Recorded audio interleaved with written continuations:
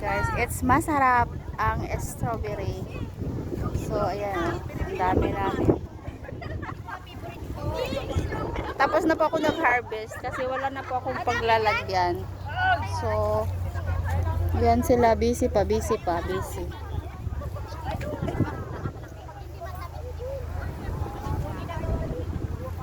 Ang ganda ng experience ko this month. Kahit sa mga trials of my life. So, andito.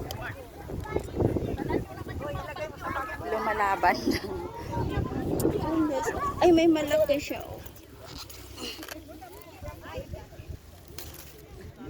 Ayan. Ayan. Oo nga.